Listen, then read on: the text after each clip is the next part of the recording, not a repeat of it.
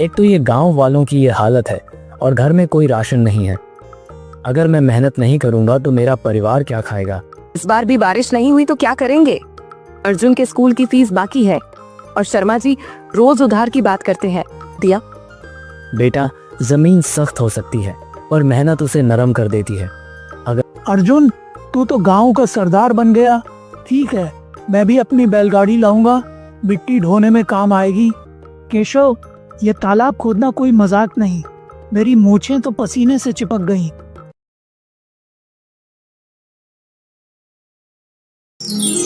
तारा twin Hindi.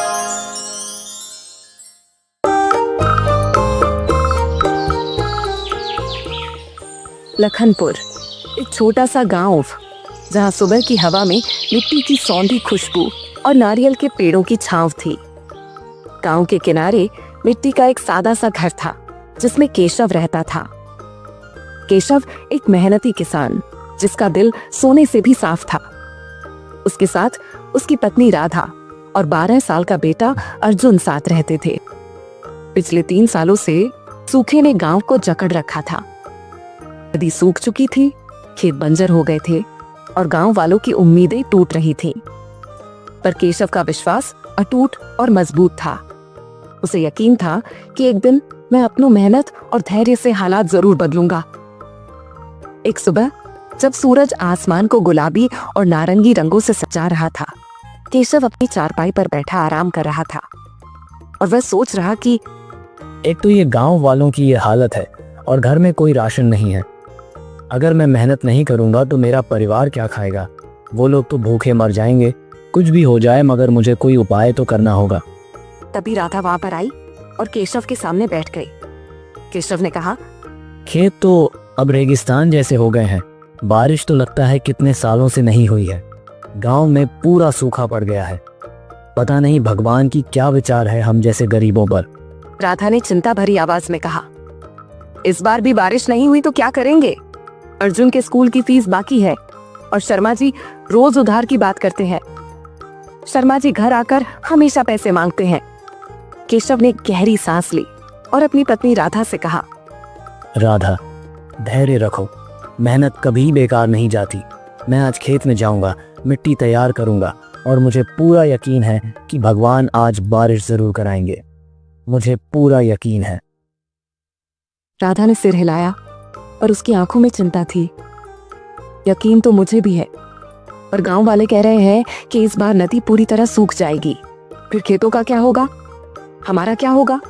पिछले साल तो हमने आधा अनाज उधार लिया था। केशव ने मुस्कुराकर कहा, राधा, चिंता छोड़। हमने पहले भी मुश्किलें देखी हैं। इस बार हम गांव वालों के साथ मिलकर कुछ करेंगे। शायद कुएं का पानी काम आए। तभी अर्जुन, केशव का बेटा, दौड़ते हुए आया और बोला, बाबा, माँ, मैंने सुना कि गांव के कुएं में अभी थोड़ा पानी बचा है। क्या हम उससे खेतों को सींच सकते हैं? मैं स्कूल से आकर मदद करूंगा ताकि आपका काम बहुत जल्दी जल्दी हो। राधा ने अर्जुन को प्यार से देखा और कहा, बेटा, वो पानी गांव के पीने के लिए है। खेतों के लिए हमें बारिश का इंतजार करना होगा। तू स्कूल जा, पढ़ाई पर ध्यान दे। अर्जुन ने मुंह बनाया। माँ, मैं भी मदद करना चाहता हूँ। बाबा, मुझे कुदाल चलाना सिखाओ। मैं बड़ा हो गया हूँ, अब खेत में काम कर सकता हूँ। केशव हंस पड़े। ना, ठीक है शेर, शाम को तुझे कुदाल पकड़ने का मौका दूंगा, पर पहले स्कूल जा, वरना मास्टर जी डंडा लेकर पीछे पड़ जाएंगे। राधा ने जोड़ा, हाँ, और अपनी किताबें मत भूलना। पिछले हफ्ते तूने गणित की कॉपी स्कूल में छोड़ दी थी।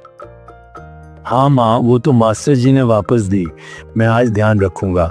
बाबा, तुम वादा करो, शाम को मैं खेत में आऊंगा। वादा रहा बेटा। अब भाग, स्कूल की घंटी बजने वाली है। उसी समय शर्मा जी, गांव के मजाकिया पड़ोसी, केशव के घर के सामने रुके।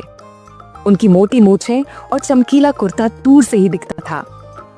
अरे केशव भाई, सुना है कि तू फिर खेतों में जादू करने जा रहा है। बंजर जमीन से सोना उगाएगा। उन्होंने ठहाका लगाते हुए कहा। केशव ने जवाब दिया, शर्मा जी, जादू तो मेहनत में है। तुम भी कभी कुदाल पकड़ लो, शायद तुम्हारे खेत भी हरे हो जाएं। शर्मा जी ने अपनी मूछें ताप दी अरे मेहनत तो ठीक है, पर बारिश के बिना क्या फायदा। वैसे वो उधार का क्या हुआ? इस बार कुछ अनाज दे देना, मेरी बीवी के लिए नई साड़ी लानी है। राधा ने आंगन से चिल्लाकर कहा, शर्मा जी, पहले अपने खेतों से कुछ उगाओ, फिर उधार की बात करना। हमारी मेहनत का अनाज तुम्हारी साड़ी के लिए नहीं है। शर्मा जी खिसियानी हंसी हंसकर बोले, अरे भाभी, मजाक कर रहा था। वैसे केशव, सुना है गांव वाले कुएं के पानी को बांटने की सभा बुला रहे हैं, तुम भी जाओ, शायद कोई हल निकले। केशव ने सिर हिलाया। हाँ शर्मा जी, मैं और राधा शाम को सभा में जाएंगे। गांव के लिए मिलकर कुछ करना होगा, वरना हम ऐसे ही भूखे मर जाएंगे। राधा ने कहा, शर्मा जी, तुम भी सभा में आना। सिर्फ मजाक करने से काम नहीं चलेगा, गांव की भलाई के लिए सबको हाथ बटाना होगा। शर्मा जी ने हंसते हुए कहा, ठीक है भाभी, मैं आऊंगा, और सभा के बाद थोड़ा जलेबी समोसा खिला देना। मेहनत के बाद पेट को भी कुछ चाहिए। अर्जुन, जो अभी तक गेट पर खड़ा था, हंस पड़ा। शर्मा अंकल, आप तो बस खाने की बात करते हो, तालाब खोदने में भी मदद करोगे ना? शर्मा जी ने आंख मारते हुए कहा, अर्जुन, तू चिंता मत कर, तेरे अंकल की मूंछें सिर्फ दिखावे के लिए नहीं है। मैं तालाब खोदूंगा, पर पहले तेरा बाबा वादा करे कि पहली फसल का लड्डू मुझे मिलेगा। केशव ने हंसकर कहा, शर्मा जी, लड्डू तो मिलेगा, पर पहले मेहनत करो। चलो अब मैं खेत में जाता हूँ, शाम को सभा में मिलते हैं। दोपहर को केशव और अर्जुन खेत में थे। सूखी जमीन पर कुदाल चलाना आसान नहीं था, पर केशव ने हिम्मत नहीं हारी। अर्जुन छोटी कुदाल से मिट्टी तोड़ रहा था। बाबा, ये जमीन इतनी सख्त क्यों है? क्या इसमें सचमुच कुछ उगेगा? उसने पसीना पोंछते हुए पूछा। केशव ने जवाब दिया, बेटा, जमीन सख्त हो सकती है, पर मेहनत उसे नरम कर देती है। अगर हम हार नहीं माने तो ये खेत फिर से हरे भरे होंगे। अर्जुन ने उत्साह से कहा, ठीक है बाबा, मैं हर दिन तुम्हारे साथ आऊंगा। हम मिलकर इस खेत को गांव का सबसे अच्छा खेत बनाएंगे। मैं स्कूल में मास्टर जी को बताऊंगा कि हमारा खेत सबसे हरा भरा होगा। केशव ने अर्जुन से कहा, बेटा, तेरा जोश देखकर मेरा दिल खुश हो जाता है। चल थोड़ा और मेहनत करते हैं, फिर माँ के बनाए पराठे खाएंगे। शाम को गांव की सभा बरगद के पेड़ के नीचे हुई। केशव, राधा, अर्जुन और शर्मा जी वहां थे। गांव वाले कुएं के पानी और सूखे की समस्या पर बात कर रहे थे। शर्मा जी ने खड़े होकर कहा, भाइयों, पानी तो बस पीने के लिए बचा है, खेतों को सींचने के लिए हमें कुछ और करना होगा। मैं कहता हूँ हम सब मिलकर नदी के किनारे एक छोटा तालाब खोदें।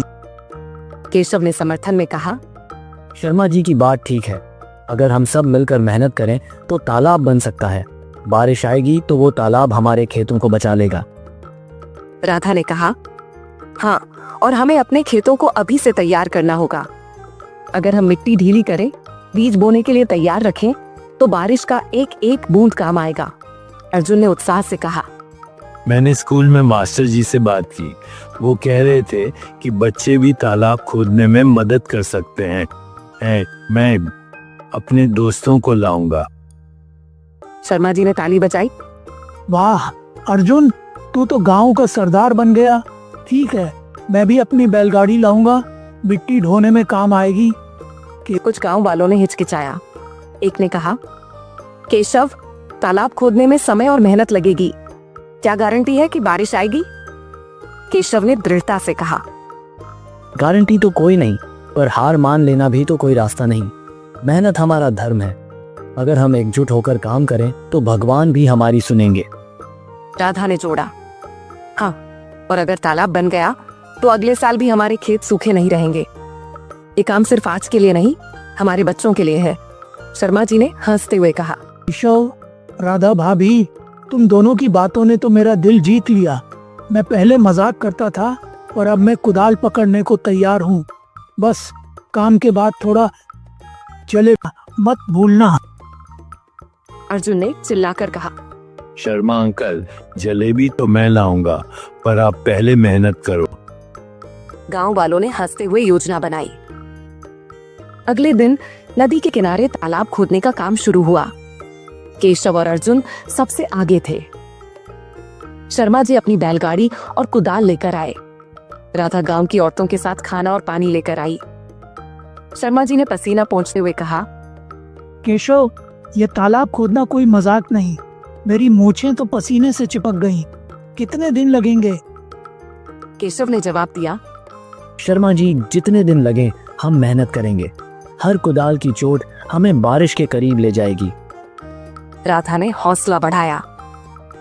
शर्मा जी, तुम्हारी मुंह से चिपके या उड़ जाएं, मेहनत मत छोड़ना। देखो, अर्जुन तो तुमसे ज्यादा मिट्टी खोद रहा है। अर्जुन ने हंसकर कहा, हाँ शर्मा अंकल, मैंने आज 50 कुदाल मारी। आप कितनी मारी? शर्मा जी ने मजाक में कहा, अरे अर्जुन, मैंने तो 100 मारी, पर मेरी मूछों ने गिनती छुपा दी। चल, अब तुझे हराऊंगा। दिन बीतते गए। गांव वाले दिन रात तालाब खोदने में जुटे रहे। केशव और अर्जुन हर सुबह खेतों में मिट्टी तैयार करते ताकि बारिश आए तो बीज बोने में देर न हो। राधा और गांव की औरतें खाना बनाती और सबको हौसला देती में थे। शर्मा जी, जो पहले मजाक करते थे, अब पूरी शिद्दत से मेहनत करने लगे। एक शाम जब सूरज डूब रहा था, शर्मा जी ने केशव से कहा, केशव भाई, मैंने पहले कभी इतनी मेहनत नहीं की, पर अब लगता है ये तालाब हमारी मेहनत का फल है। केशव ने जवाब दिया, शर्मा जी, ये तालाब नहीं, हमारी एकता है। गांव एक हो गया, यही हमारी जीत है।